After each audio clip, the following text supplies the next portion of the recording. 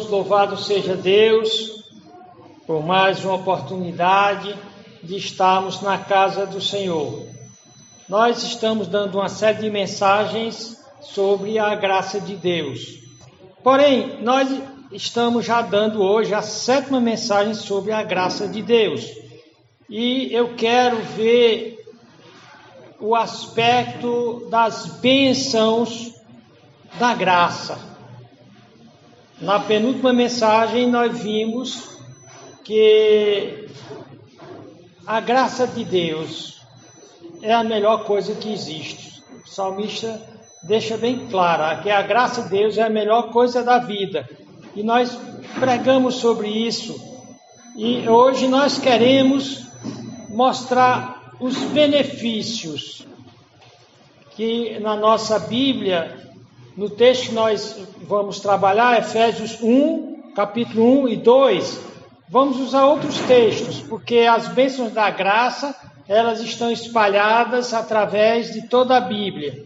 Mas para ancorar em um texto, nós vamos trabalhar com Efésios capítulo 1 e uma parte do capítulo 2, vendo essas eulogias, essas bênçãos, esses benefícios que alguém tem de estar sob a graça.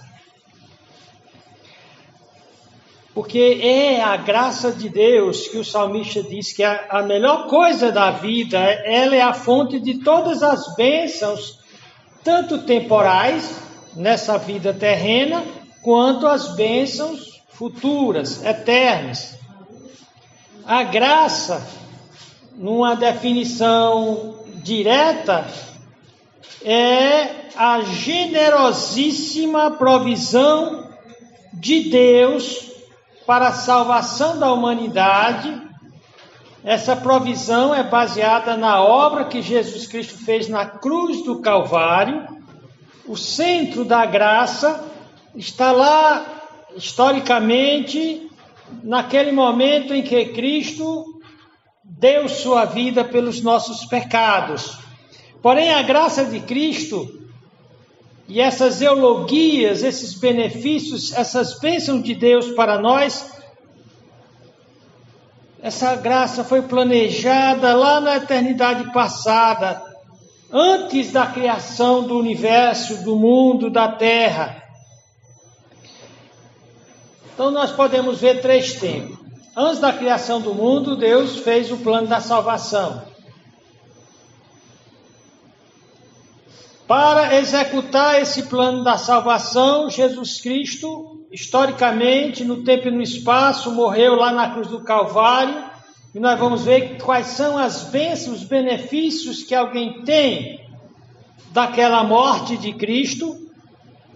E então, o terceiro momento é a história pessoal de cada um de nós, como essas bênçãos são aplicadas e são efetivadas na vida de cada um de nós. Nós vemos aí, vamos ver os elementos da necessidade, da operação do Espírito Santo em convencer alguém do pecado, regenerá-lo, fazê-lo nascer de novo. Da parte do pecador, a necessidade de que ele creia. É bem clara a mensagem da salvação. Somente o que crê é salvo. O que não crê é condenado.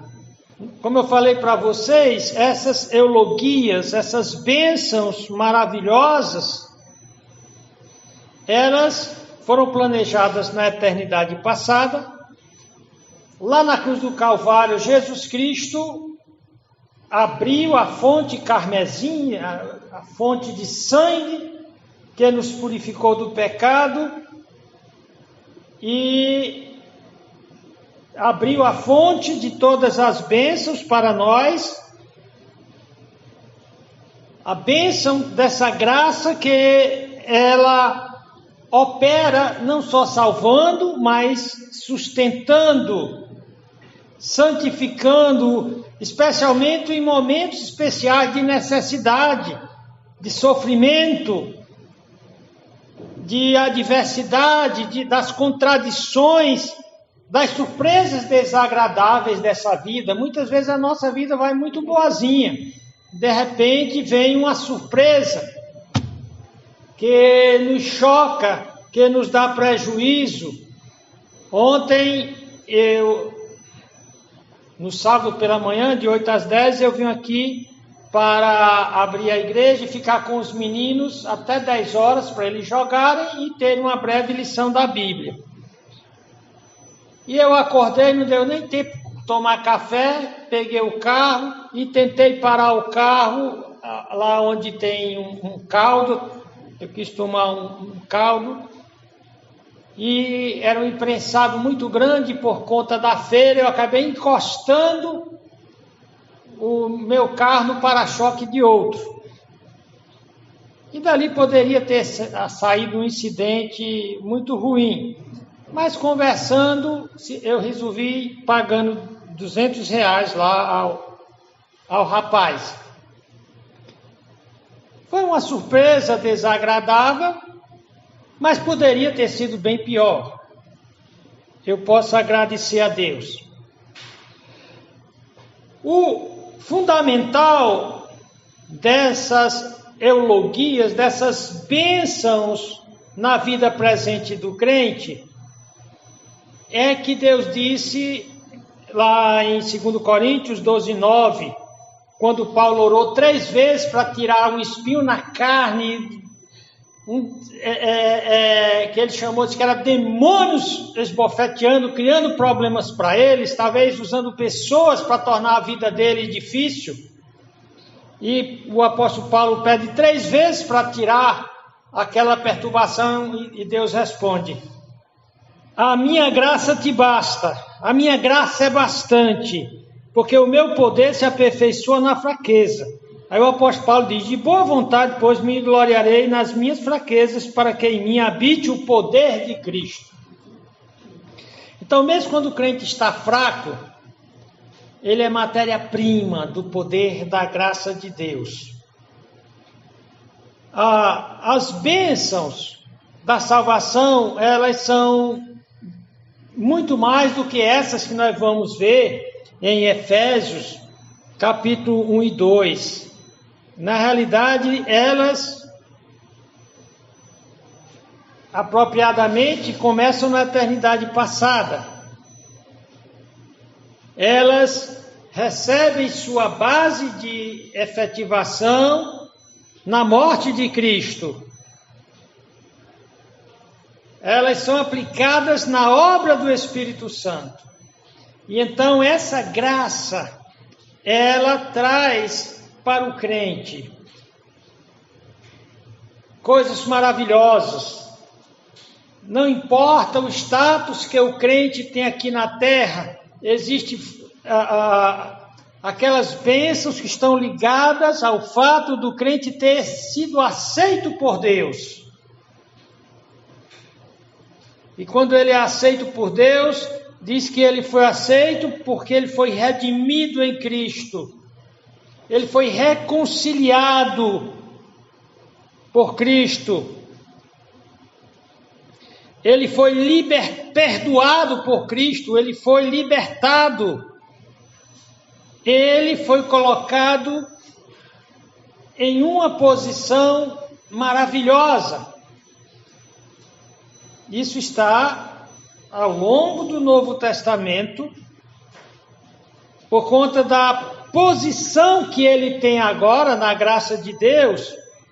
Diz que ele é cidadão dos céus, ele é membro do sacerdócio real de Deus, ele é membro da família de Deus, ele é adotado, ele é filho adotivo de Deus, ele é propriedade exclusiva de Deus. Portanto, a posição do crente é maravilhosa. Conta-se a história de um príncipe que vivia com todas as benesses da realeza, riqueza, comida, conforto, prazeres. E um dia ele se cansou daquilo, ele quis fazer uma viagem como um homem comum. Escapou da vigilância do palácio e saiu. começou a viajar. E lá pelas tantas, um bando de salteadores pegam ele, tomam tudo que ele tem, a roupa dele, batem nele e empurram ele em um barranco. Ele sai rolando, bate a cabeça numa pedra e quando ele acorda, não se lembra mais quem ele é. E sai nu. As pessoas o confundem com um mendigo, dão só uns trapos para ele cobrir a nudez. E ele sempre foi criado com um príncipe, nunca soube o que era trabalho braçal. E ele passou a mendigar. Passou a ser humilhado, maltratado de todas as formas. Lá no palácio, todo mundo preocupado, mandou-se emissários, pessoas por toda aquele país para tentar encontrar o príncipe. O príncipe que tinha fugido, tinha batido a cabeça e tinha esquecido quem ele era. E ele vivia mendigando, de cidade em cidade, completamente sujo, desgrenhado, se sentindo um nada, um ninguém, desvalorizado, desanimado. Depois de muito tempo, os emissários do rei encontram a ele. E dizem, olha, você não é um mendigo, você é um príncipe. Não sou um mendigo. Faz tempo que eu vivo nessa vida, vocês não vão me convencer fácil que eu sou um mendigo. E foi muito difícil convencer o antigo príncipe de que ele não era um mendigo. Na realidade, Deus nos criou para a realeza. Ele criou o homem para ser um regente, um rei aqui na terra. A queda no pecado foi como um tombo que fez a raça humana esquecer quem era. Porém, quando alguém se converte, ele descobre que ainda está em roupas de mendigo, mas de verdade ele é o quê? Um príncipe. Embora está em roupa de mendiga, de fato, é uma princesa. Então, a graça de Deus faz isso. A Epístola aos Efésios, no capítulo 1 e o capítulo 2 até o 10. Eu vou pedir o Misael que leia. Por favor, vem até aqui, Misael. É o capítulo inteiro. Paulo, apóstolo de Jesus Cristo, pela vontade de Deus, aos santos que estão em Éfeso e fiéis em Cristo Jesus. A vós, graça e paz da parte de Deus, nosso Pai, e do Senhor Jesus Cristo. Bendito o Deus e Pai de nosso Senhor Jesus Cristo, o qual nos abençoou com todas as bênçãos espirituais nos lugares celestiais em Cristo. Só pedindo aqui a Misael licença. O nosso versículo-chave é Efésios 3, Efésios capítulo 1 e o versículo 3. Vamos repetir juntos. Bendito Deus e Pai de nosso Senhor Jesus Cristo, o qual nos abençoou com todas as bênçãos espirituais nos lugares celestiais em Cristo. Nos abençoou com todas as bênçãos, com todas as eulogias. Ou seja, com todos os benefícios maravilhosos da generosíssima graça de Deus. Nós vamos ver quais são esses benefícios. Como também nos elegeu nele antes da fundação do mundo, para que fôssemos santos e irrepreensíveis diante dele em caridade.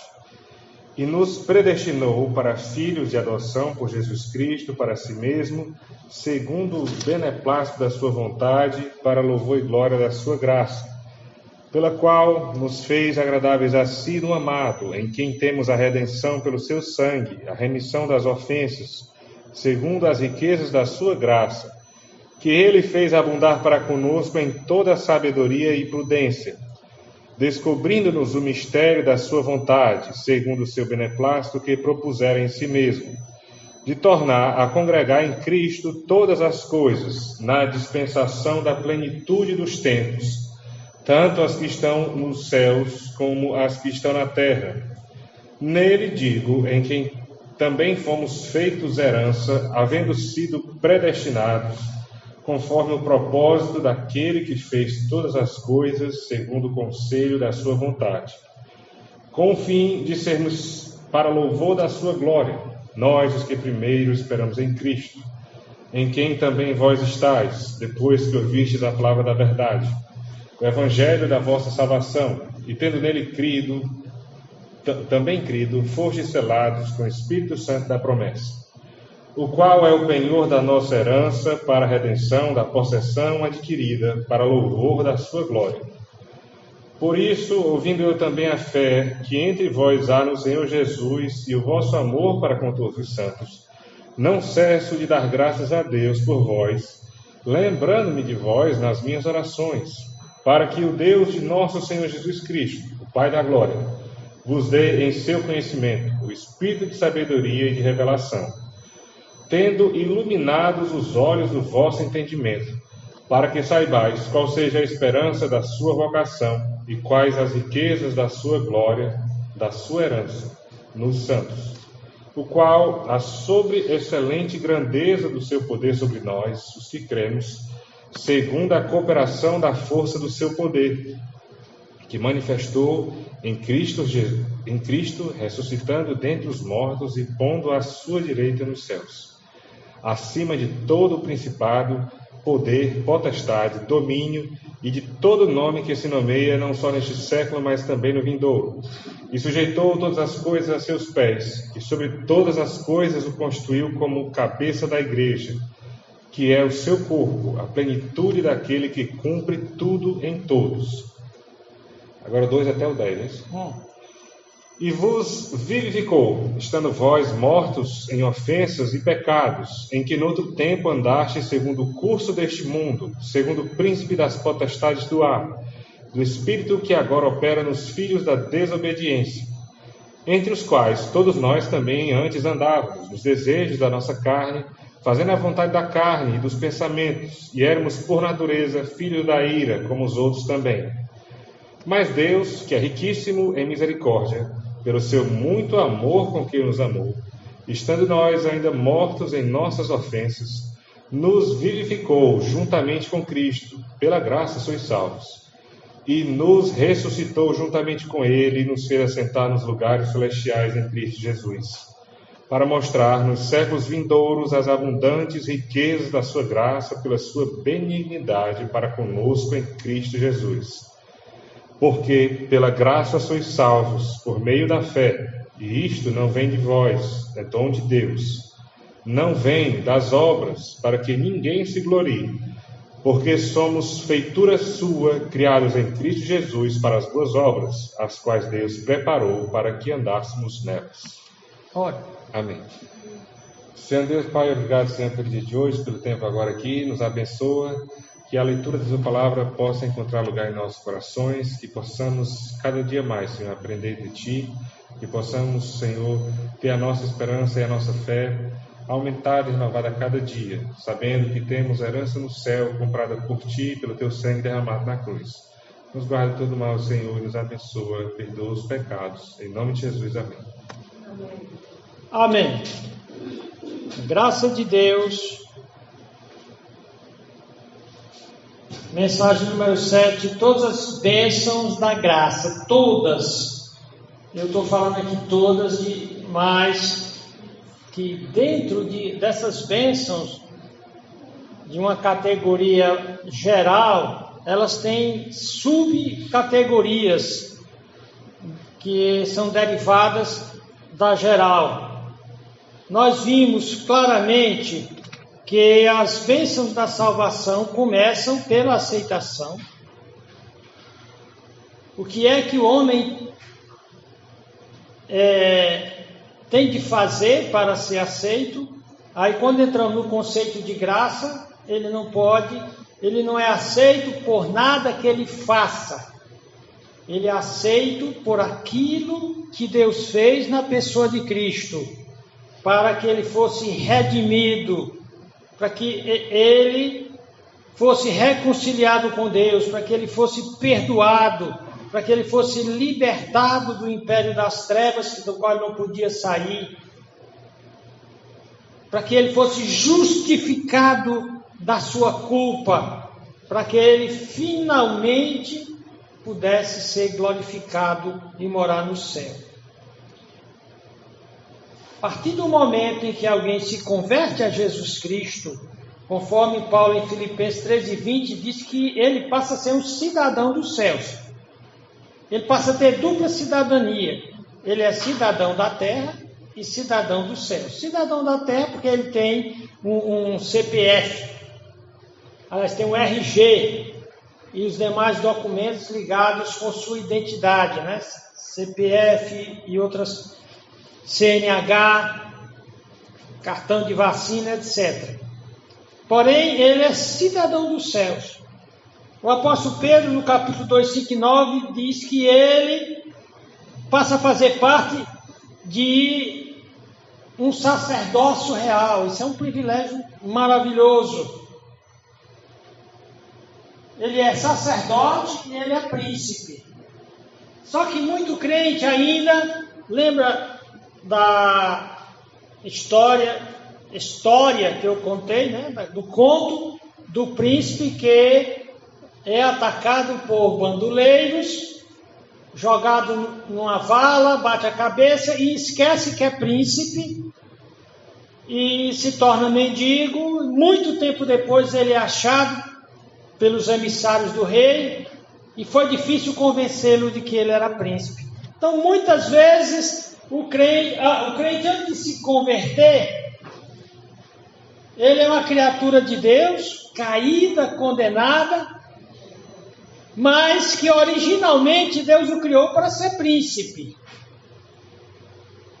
Tanto que em Efésios 2:19, nós paramos no versículo 2, no capítulo 2 de Efésios, diz: assim que já não sois estrangeiros nem forasteiros, mas concidadãos dos céus e da família de Deus.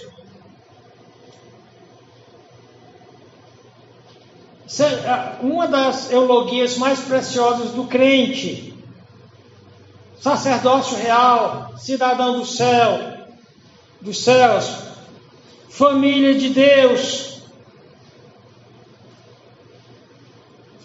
Veja bem, depois do pecado, o homem se tornou um perdido. Como diz aqui, um estrangeiro, um forasteiro, alguém que não pertence ao céu, que não pertence à família de Deus. Porém, nós vamos ver aqui que esse homem, quando ele aceita Cristo, ele vai ser adotado na família de Deus. Ele vai ser restaurado e a partir daí ele, de acordo com 1 Pedro 2:9, ele vai passar a ser propriedade exclusiva de Deus. Então, por conta de que ele é cidadão dos céus, ele faz parte da realeza e do sacerdócio real, que ele é membro da família de Deus, porque foi adotado,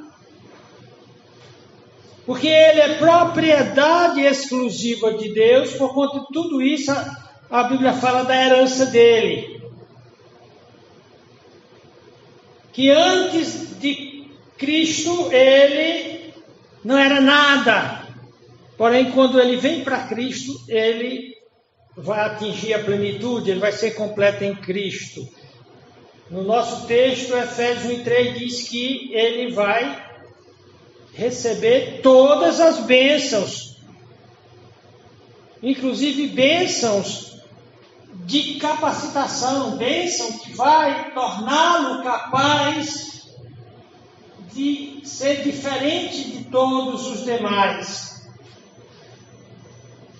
Ele vai receber poder para vencer o que desgraça a vida de todos os seres humanos, que é o pecado.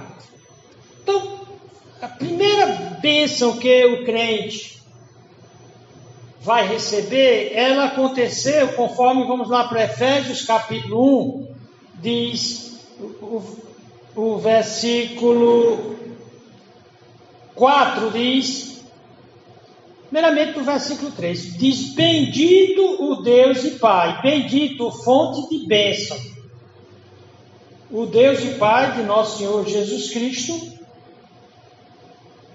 o qual nos abençoou com todas as bênçãos espirituais nos lugares celestiais em Cristo. Esse é o status do crente, junto a Deus, junto aos céus. A primeira diz: como também nos elegeu, nos escolheu nele, em Cristo, nos escolheu em Cristo antes da fundação do mundo, antes da criação do mundo. O mundo aqui é o universo. Antes da criação do universo. Essa bênção aqui, ela é muito importante. O que significa ter sido escolhido por Deus antes da criação do universo? Isso aqui vai significar que o crente não está aqui por acaso. Antes de criar o universo, Deus já me conhecia. Antes de existir o Sol, a Terra, a Lua e os planetas, Deus já tinha meu nome gravado na eternidade. Portanto, o crente pode ter certeza, eu não sou uma obra do acaso, da sorte. Pode ser que meu pai e minha mãe não me planejaram. Minha mãe deixou de tomar a pílula, ou tomou a pílula no dia seguinte e não funcionou. A pílula do dia seguinte é para matar o feto, a criança que foi concebida. Mas apesar do diabo tentar impedir da pessoa nascer, ele foi escolhido lá na eternidade passada. Foi, nós vamos aqui, predestinado. Ou seja, nada impediria dele nascer. Se esse era um crente, é porque ele estava predestinado. Nem um acidente, nem uma queda de avião iria matar ele. Então, o que significa ser um príncipe? E por que é que eu ando tanto me queixando da vida? Porque a minha vida não está boa. É porque você está esquecendo que desde a eternidade passada, Deus disse: esse aqui vai ser um dos meus príncipes. Essa menina aqui vai ser uma princesa. Mesmo que ela mora lá naquela favela, naquela casinha de papelão. Ali é uma princesa que o mundo não consegue ver. Mas eu tenho um destino glorioso para ela. Aquele é um príncipe, morando lá debaixo da ponte, né? O príncipe que esqueceu de onde era. Então, a primeira grande bênção é ter sido escolhido antes da fundação do mundo. O cristão não é obra do acaso e nem da explosão do Big Bang, nem obra da evolução, da seleção natural de Darwin. A segunda coisa, não é só que ele foi escolhido antes da fundação do mundo. Ele foi escolhido para um propósito elevadíssimo, importantíssimo. Olha que é dito aqui na segunda parte do versículo 4. Na primeira parte diz: como também nos elegeu, nos escolheu nele, em Cristo, antes da fundação do mundo. E para que ele nos escolheu? Para que fôssemos santos e irrepreensíveis diante dele em amor. Sabe o que é a palavra santo na Bíblia? É puro, é separado do mal. A santidade na sua máxima, no seu valor máximo, é perfeição. Então ele nos escolheu para a perfeição. Ele nos escolheu para a pureza, para o brilho, para a força, para a beleza. A Bíblia fala da beleza da santidade. Ele nos escolheu para sermos belos. Não é pouca coisa isso. santos e irrepreensíveis em amor. E ele fez isso porque nos ama. Pode ser que ninguém nesse planeta dê valor para a gente, mas esse eu te amo. Meu propósito para ti é para que tu sejas santo. Como Paulo diz lá em Efésios, sem mácula, sem sujeira, sem defeito, sem ruga, sem gigamento. Eu fiz você para brilhar. Amém? A terceira bênção. A primeira é ter sido ser escolhido antes do sol e das estrelas e das constelações. A segunda é ter sido escolhido para ser santo, para brilhar. Terceiro, escolhido para não depender da sorte em nada, mas escolhido para ser predestinado para se tornar filho de Deus. Olha o que diz o versículo 5. E nos predestinou. Sabe o que a palavra predestinou significa? Marcou meu destino, fixou meu destino, gravou ali. Esse cara aqui, ninguém vai impedi-lo de ser príncipe. Essa carinha aqui, ninguém vai impedir ela de ser princesa. Dela brilhar. E nos predestinou, fixou. Não é sorte, não. Os céus inteiros conspiram a favor de um predestinado. O inferno inteiro não podem impedir um predestinado de cumprir o seu destino. E nos predestinou para filhos de adoção por Jesus Cristo para si mesmo. É esse tipo de gente que Jesus está preparando na terra. Gente com destino seguro e certo. Nos predestinou para filhos de adoção. Agora tem que ser por Jesus Cristo. Não pode ser qualquer religião, não pode ser qualquer mediador, medianeira, por Jesus Cristo. E Ele nos predestinou para si mesmo, como nós vimos, para sermos propriedade exclusiva dele, conforme está em 1 Pedro 2:9.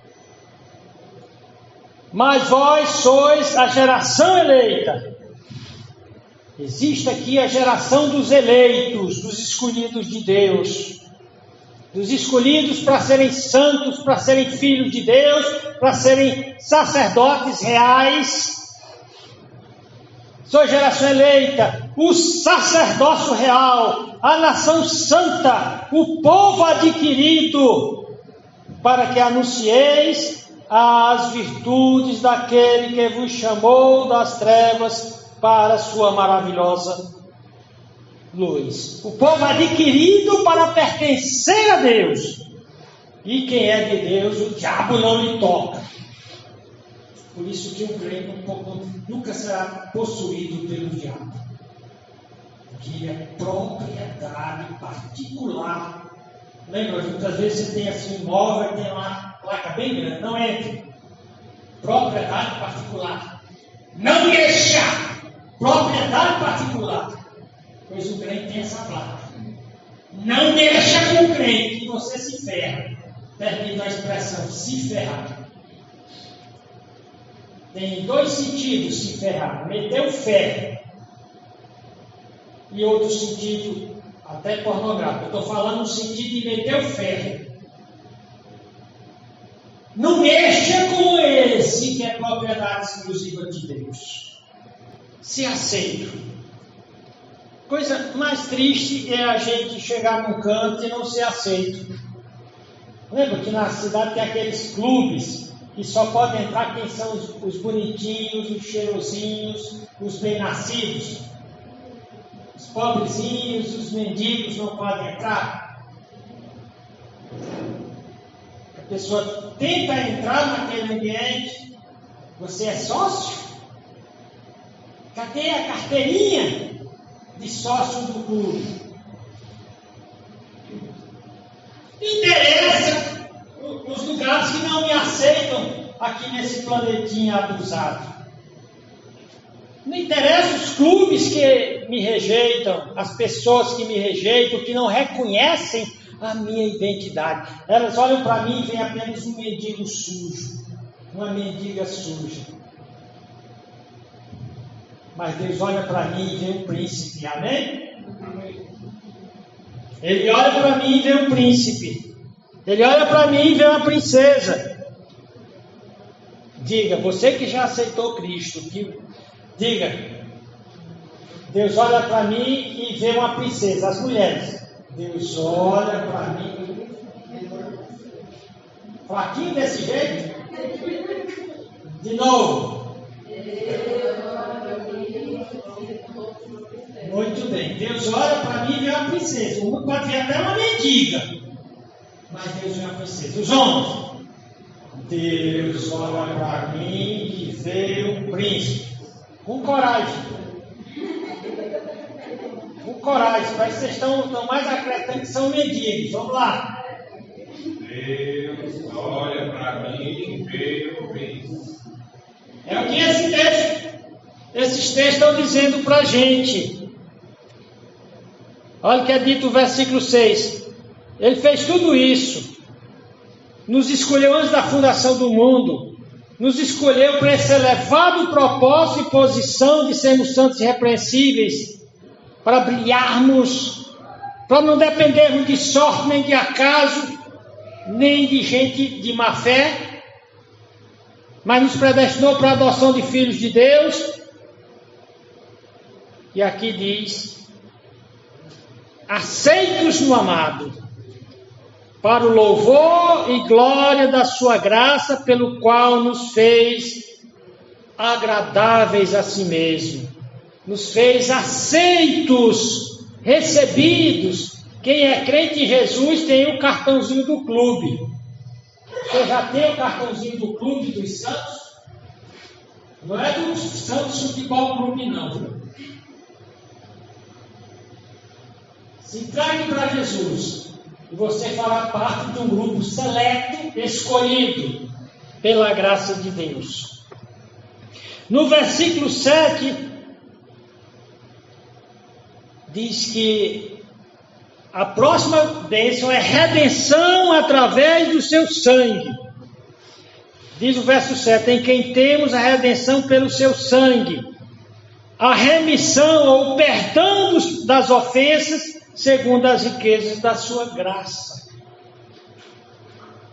Olha, é dito que um dos bens que as pessoas mais desejam na vida é a liberdade. Alguns dizem que preferem morarem livres como mendigos do que como príncipes em uma prisão. Porque a liberdade é o melhor bem de uma criatura. Pergunta ao passarinho se ele quer, porque ele tem um alpiste gratuito, ele prefere voar livre atrás de qualquer semente do que ficar naquela gaiola.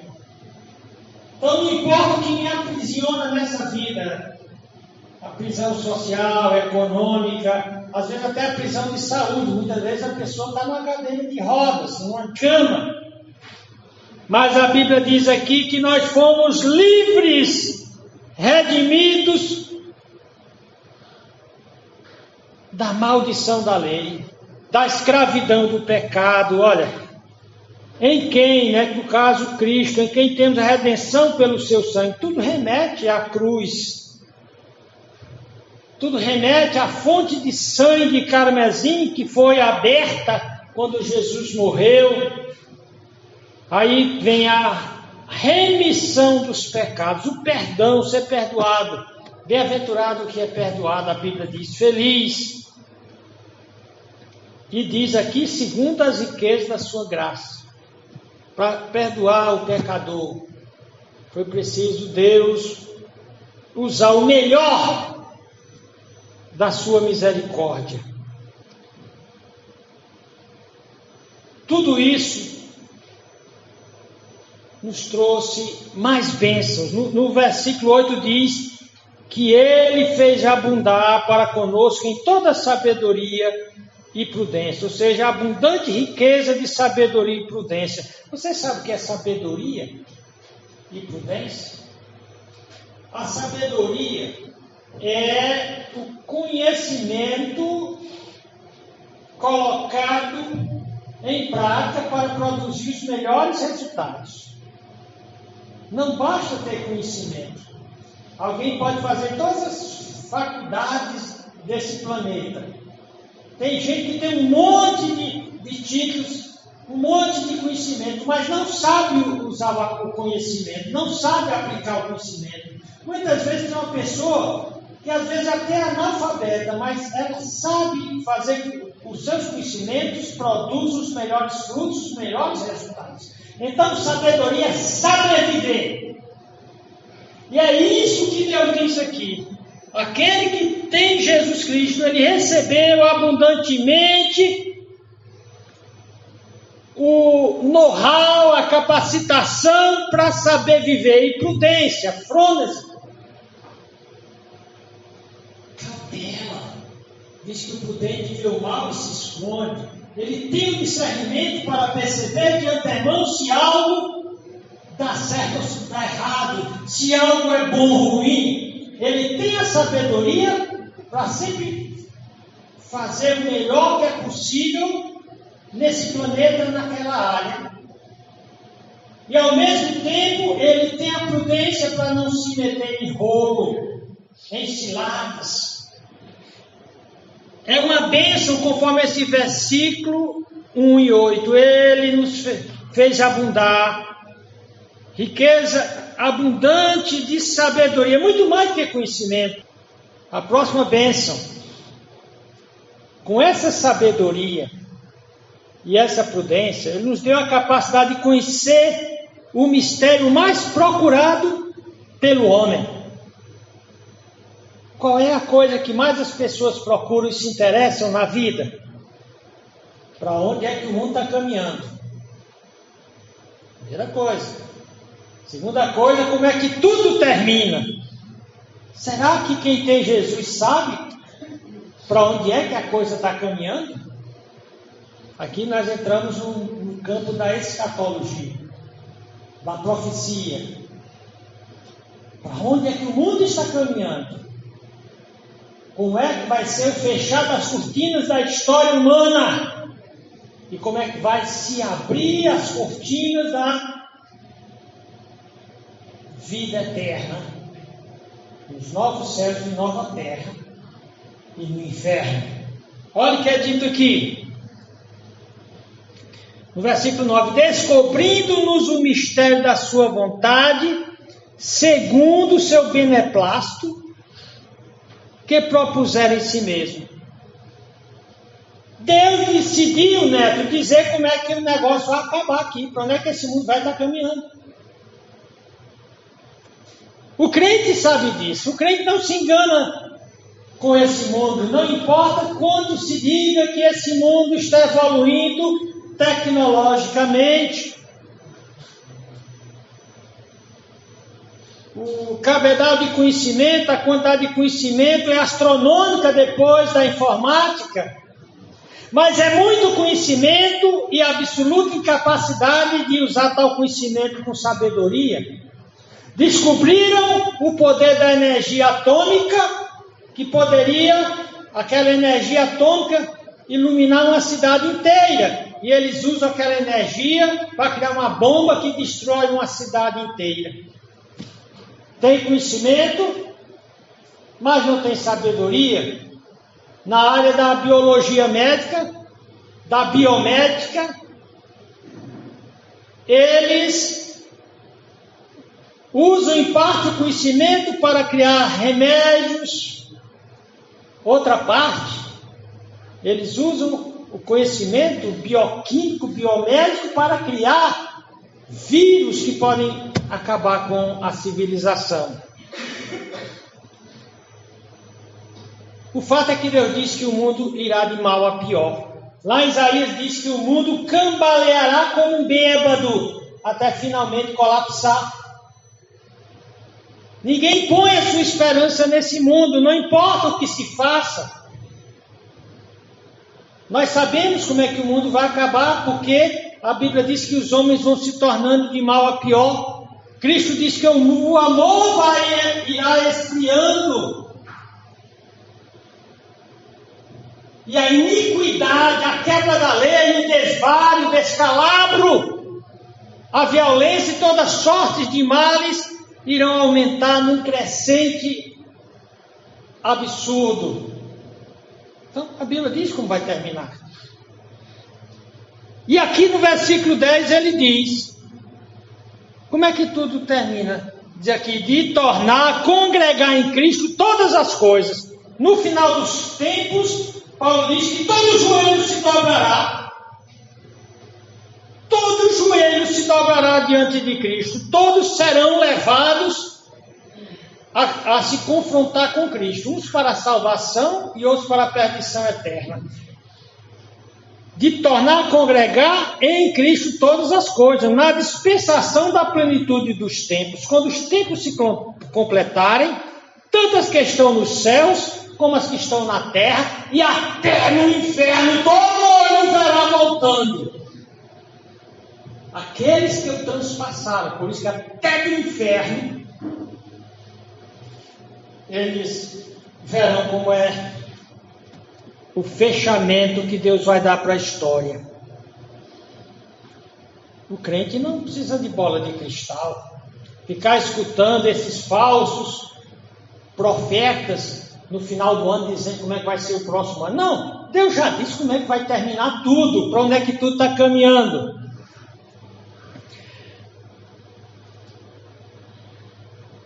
E como é que termina? Diz como é que termina para um cristão genuíno. Para o cristão genuíno, esses príncipes e princesas que parecem mendigos nesse mundo, mas que não se sentem humilhados e frustrados, porque eles sabem para onde é que eu estou indo. Para onde é que você está indo? Príncipe que parece mendigo. Paulo diz aqui, Deus revela aqui.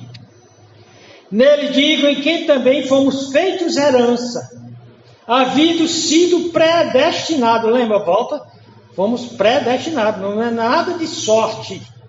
Não depende de nenhum evento da história. Predestinados conforme o propósito daquele que faz todas as coisas segundo o conselho da sua vontade. Aqui ele disse que o crente foi feito herança. É interessante que o crente é herança e ao mesmo tempo recebe herança. O crente, escolhido antes da fundação do mundo, adotado na família de Deus, príncipe, sacerdócio real, ele é uma herança que Deus dá para Jesus Cristo. É um presente do Pai Celestial para seu Filho Jesus Cristo. Nós fomos feitos herança, isso é uma bênção. Você sabia, meu irmão, que você é um presente de Deus para Jesus Cristo? Agora, você é um presente que tem consciência disso? Você está se preparando para aparecer a Jesus Cristo como esse presente do Pai Celestial para Ele? Isso é uma bênção. No versículo 2 diz, com o fim de sermos para o louvor da sua glória, nós os crentes que primeiramente esperamos em Cristo. Ou seja, os universalistas dizem que um dia, quando diz aqui que Cristo fará, Cristo vai tornar a congregar, Deus vai tornar a congregar em Cristo todas as coisas na dispensação do final dos tempos, diz que então todo mundo vai ser salvo, até o diabo. Só que o texto aqui é bem claro. Paulo diz, nele digo em quem também fomos feitos herança. Quem são eles? No versículo 12 diz, nós, quem são esses nós? Os crentes. Como é que eu sei que são os crentes? Ele diz, os que primeiro esperamos em Cristo. Esses que são objetos, receptáculos dessas bênçãos desde a eternidade passada, antes da criação do mundo, quando Deus os escolheu. Deus os predestinou. Deus fez a obra necessária para salvá-los na cruz do Calvário. Deus os chamou. Nós fomos chamados por Deus. Cristo diz: não foram vocês que me escolheram, mas eu escolhi vocês. Eu amei vocês primeiro. Eu chamei vocês. Com o fim de sermos para o louvor da sua glória, nós os que primeiro esperamos em Cristo. Ou seja, a herança eterna não é para todos e nem é universal, mas apenas para os que esperam em Cristo, os que se convertem a Cristo. E essa herança é descrita por Jesus Cristo em Apocalipse 21, 1-5. Nós vamos continuar essa mensagem porque são muitas bênçãos. Eu vou concluir aqui no versículo 12, mostrando aqui que o crente é herança e ao mesmo tempo ele vai receber herança. E essa herança que o crente vai receber no futuro, ele foi abençoado na eternidade passada, escolhido e predestinado. Ele foi abençoado no presente porque ele foi chamado. Nós vamos ver aqui na próxima mensagem que o crente vai ser selado pelo Espírito Santo, mas nós vamos ficar aqui. O crente está destinado, predestinado para a glória eterna, para uma herança eterna. E que herança é essa? Preste atenção no que o versículo diz. Capítulo 21, 1-5. O apóstolo João está preso na ilha chamada Patmos, era uma ilha prisão, e lá Deus revela a ele esse destino de glória para cada crente. E lá diz, no versículo 1, e vi um novo céu e uma nova terra, porque o primeiro céu e a primeira terra passaram, ou seja, Deus destruiu todo o universo que nós conhecemos hoje, inclusive essa velha terra. Vi o novo céu, então Deus disse que ia destruir esse universo aqui, o espaço sideral contaminado pelos demônios, a terra contaminada por homens e demônios, suja, imundecida. Deus vai destruir. Pedro vê a cena como os elementos se desfazendo, se desintegrando, abrasados. É algo parecido com a fissão nuclear. A bomba atômica explode e sobe aquele cogumelo e as coisas vão se desintegrando, se desmanchando, se transformando em poeira. Todo o universo está caminhando para isso. O apóstolo Pedro descreve. E aqui João está vendo o que acontece depois que esse universo vai ser desintegrado. Ele vê um novo sistema sideral, um novo cosmo, novo universo, e novos céus, ouranos, do grego. Uma nova terra purificada,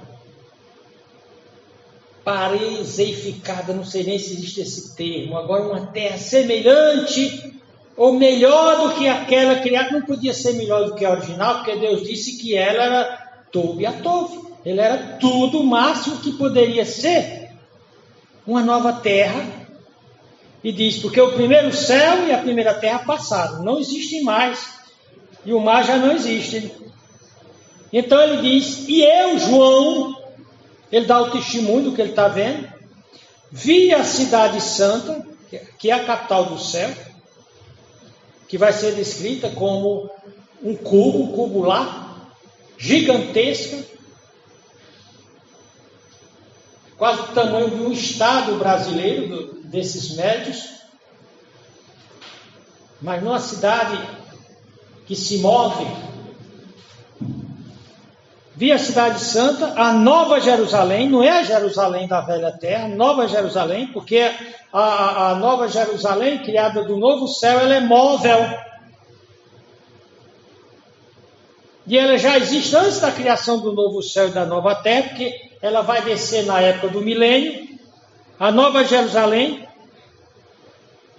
que de Deus descia do céu, para onde? Para a nova terra, né? Adereçada como esposa, ataviada para o seu marido, ou seja, a igreja vai estar lá nela. E aqui diz: eu ouvi uma grande voz do céu que dizia: eis o tabernáculo. O tabernáculo é uma tenda, é uma morada. Eis o tabernáculo de Deus com os homens, pois com eles habitará, e eles serão o seu povo. E o mesmo Deus estará com eles, e será o seu Deus. E Deus limpará dos seus olhos toda lágrima, vai tirar todo motivo de sofrimento que ele já teve, na época que era, parecia mendigo, na época ele era mendigo, e depois, mesmo depois de convertido, ele não se transformou em rico, não. Ele continuou pobre, ou seja, era o príncipe, com aparência de mendigo. Vai derramar lágrimas ainda, porém, aqui na Nova Jerusalém, limpará dos seus olhos toda lágrima. Amém? Amém.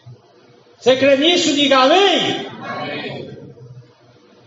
E não haverá mais morte.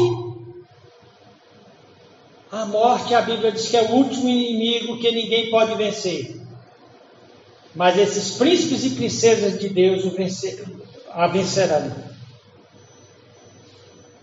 E não haverá mais morte, nem pranto, nem motivo de sofrimento, de tristeza, nem clamor, ou seja, desespero, nem dor. Diz aqui, porque as primeiras coisas, e as coisas ruins são passadas. Coisa ruim ficou na velha terra, na velha vida. E o que estava sentado no trono, Jesus Cristo, diz: eis que faço novas todas as coisas. Escreve, porque essas palavras são verdadeiras e fiéis.